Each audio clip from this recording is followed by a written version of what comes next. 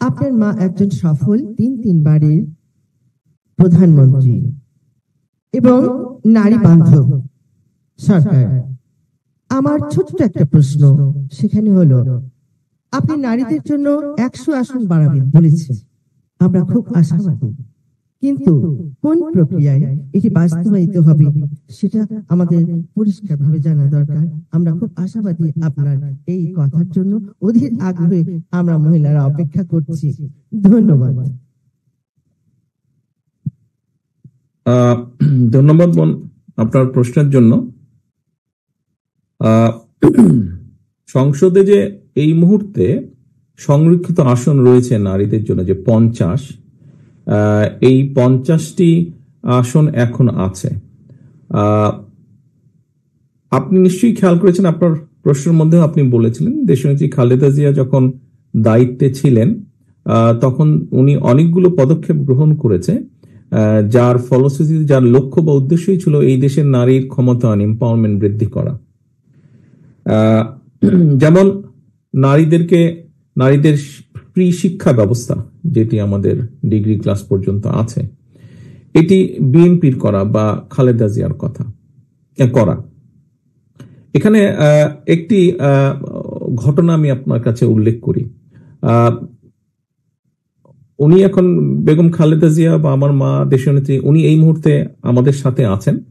আপনারা সকলেই পত্রপত্রিকায় দেখেছেন যে উনি যখন লন্ডনে এসছেন ঢাকা থেকে, আমরা এয়ারপোর্ট থেকে সোজা ওনাকে হসপিটালে নিয়ে গেছিলাম।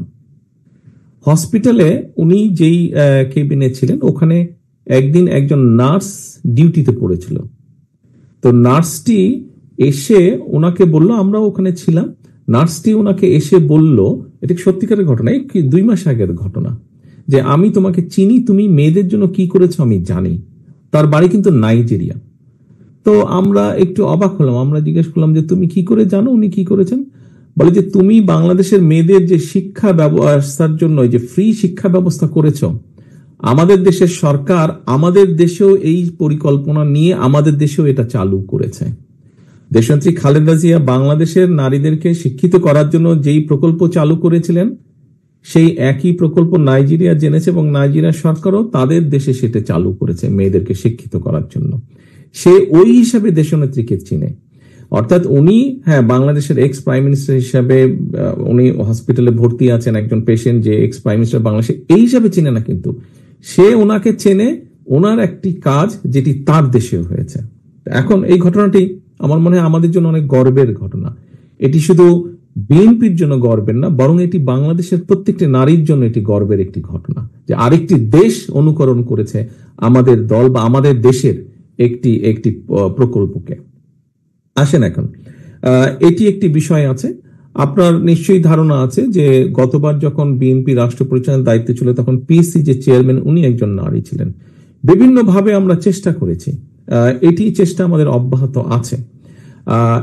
এইবার যখন এই যে দেখেছেন সংস্কার রিফর্ম বিভিন্ন বিষয় নিয়ে কথা হচ্ছে, নারীদের অধিকারের বিষয় এসছে, নারীদেরকে রাজনৈতিক ক্ষমতায়নের বিষয় এসছে, সেখানে একটি কথা এসছে যে সংসদে যেই আসন আছে 50টি সংরক্ষিত আসন, সেই আসনটা বৃদ্ধি করা উচিত। বিভিন্ন জন বিভিন্ন কথা বলেছে। আমরা আমাদের দলের অবস্থান থেকে আমরা প্রপোজ করেছি যে আমরা এই 50টিকে বৃদ্ধি করে 100টিতে নিতে চাই। 100টিতে আমরা নিতে চাই। তো ইনশাল্লাহ আগামী সংসদ যখন বসবে, এটি এখন একটি আলোচনার বিষয়, আলোচনা করে আমরা ইনশাল্লাহ ঠিক করব।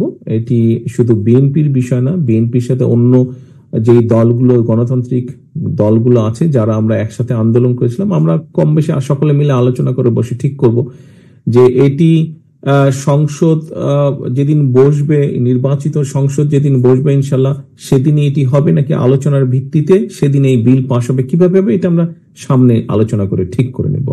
তবে আমরা পর্যায়ক্রমিক ভাবে এই কাজগুলো অবশ্যই করবো ইনশাল্লাহ। ধন্যবাদ। আপনি কি উত্তর পেয়েছেন?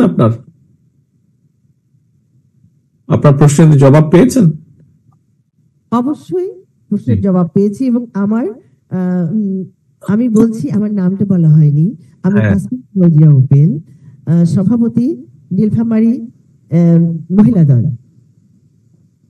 ধন্যবাদ আপনাকে। অবশ্যই আমাদের মহিলা দলের পক্ষ থেকে এবং সারা বাংলাদেশের নারীদের পক্ষ থেকে আপনাকে অনেক অনেক ধন্যবাদ। আমি জানি এই প্রত্যাশা সব নারীদের। ধন্যবাদ আবারও আপনাকে। আল্লাহ হাফিজ। রংপুর থেকে প্রশ্ন করবেন। ধন্যবাদ।